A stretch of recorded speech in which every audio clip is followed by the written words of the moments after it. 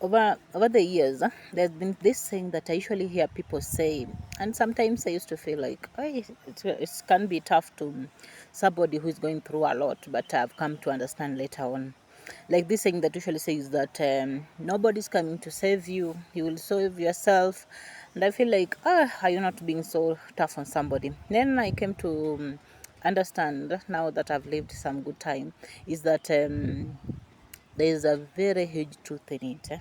Very huge truth in it is that our God, in His own goodness and mercy, there's a way He has equipped everybody with the ability to make more. I was chatting with my sis, and we were like, God who had the ability to create in one day everything, the chairs, the internet, the everything. But there is a way He just planted trees, and He told man and humanity just they can get chairs from the tree, they can get books from those trees, they can just get something. In that, there's a way God created us, and He says that we are in His likeness and in His image. That creativity, that reasoning, that everything coming out of it is in us. Let it sink. Meaning that we should not leave our ability to reason, our ability to be creative, our ability to come out with ideas and to somebody else. Now that was where that notion of that nobody's coming to save you sinks in. Is that when you reach a place and you're wondering things are not flowing, I'm not getting things the way I would wish to get, think about inside, what do I have that can change things? I think that same concept prophets used to use. I think prophet and also God, when he was talking to Moses, and Moses was like, Master Mara, I can go back, I can do this, but God was like, what do you have that I can use? The little. And he was like, I have staff. Okay, give me that stuff and I'll show you wonders. That was God. And when it comes to Elijah, when he met, was it Elijah or Elisha, one of the prophets, when he met this widow, and he was like, she was like, my husband is dead, I'm in debt, I don't have anything. Like the and Elijah was like, what exactly do you have that we can use to touch you? And they were like a little pinch of flour and some car oil. I just cook something, we eat and we die. And Elijah, the prophet was like, bring me that and let's work with that. So guys, when somebody says that nobody's coming to save you and all that thing, think inward. And I'm asking you the same question today. What do you have that God can use to touch you to to just change that situation? Don't complain. Yeah? Don't those reasons as a way of Satan taking your attention away from what you have by focusing on what you don't have. So let's reason today. Write in the comment section, what do you have that you think that God can use to elevate you? Is it an education? Is it a business idea? Is it anything?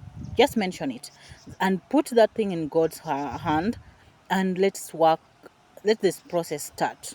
Sometimes we think that I have to meet a billionaire or I meet a millionaire, show some mercy on me, and I change everything.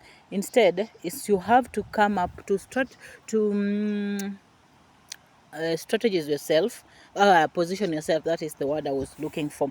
Position yourself in a way that I'll use what I have to, as I wait for those other opportunities.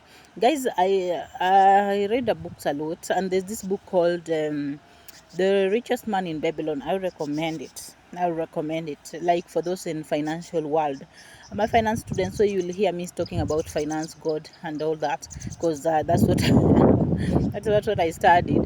But it's a way that you position yourself. You start by local. This man in this richest man of Babylon started by saving. He was just a clerk, but saving 10% of his income. Then he grew. He met he met somebody who taught about saving 10% of his income.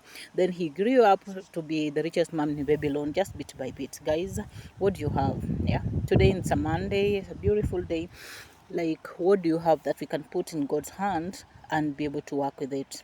Not a bad way, but nobody's going to save you in that you have to come up with your creativity and your own plans and your work on it. This, as I conclude, reminds me the story of the prodigal son, right?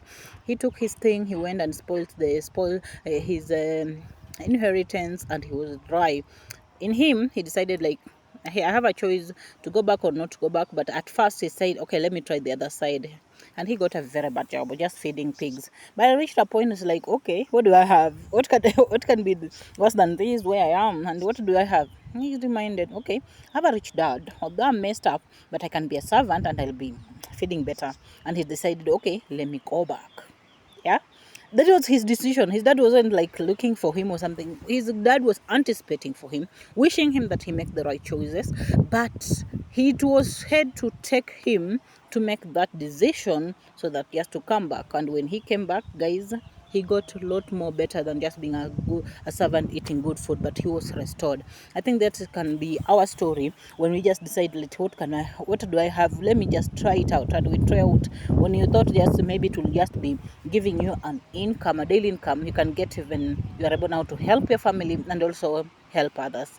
May God bless you. Bye.